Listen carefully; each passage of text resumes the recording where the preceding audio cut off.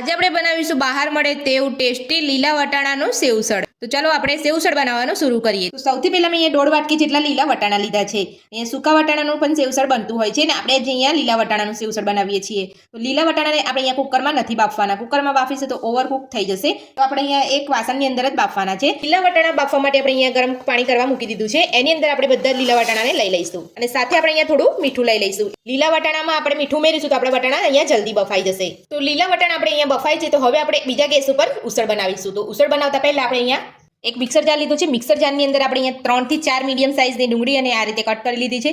તો બધી જ ડુંગળીને આપણે અહીંયા એક મિક્સર જારની અંદર લઈ અને આપણે એની સરસ પેસ્ટ બનાવી લઈશું। તો આપણે અહીંયા દરદરી નથી પીસવાની, આપણે અહીંયા ડુંગળીની પેસ્ટ બનાવવાની છે। તો એટલા જ માપમાં આપણે અહીંયા ટામેટા લીધા છે। તો ટામેટાને પણ આપણે અહીંયા એ રીતે મોટા મોટા કટ કરી લીધા છે।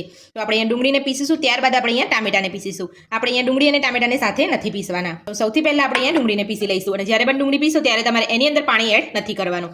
આ જ રીતે તમારે અહીંયા ડુંગળી એકલી જ પીસવાની છે।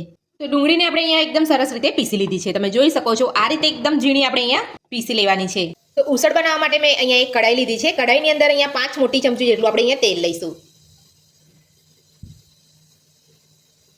તેલને આપણે અહીંયા ગરમ થવા દઈશું। તો તેલ આપણું અહીંયા ગરમ થઈ ગયું છે। તો હવે આપણે ગરમ તેલમાં એક તમાલપત્ર એડ કરીશું અને સાથે જ આપણે અહીંયા 2 ચપટી જેટલી હિંગ એડ કરીશું અને આપણે અહીંયા મિક્સર જારમાં પીસેલી ડુંગળીને બધી જ આપણે અહીંયા એડ કરી દઈશું।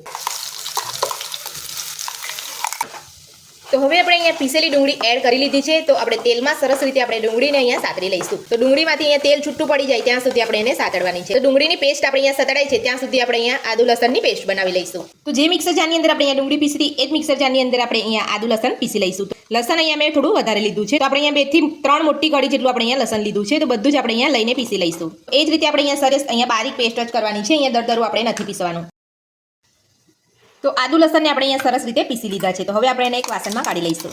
આની અંદર જ આપણે અહીંયા ટામેટાને પણ પીસી લઈશું। તો આ બધી જ પેસ્ટ આપણે અહીંયા નથી ઉમેરવાની, આપણે અહીંયા થોડી તરી બનાવવા માટે આપણે અહીંયા આદુ લસણની પેસ્ટ થોડી રવા દેવાની છે।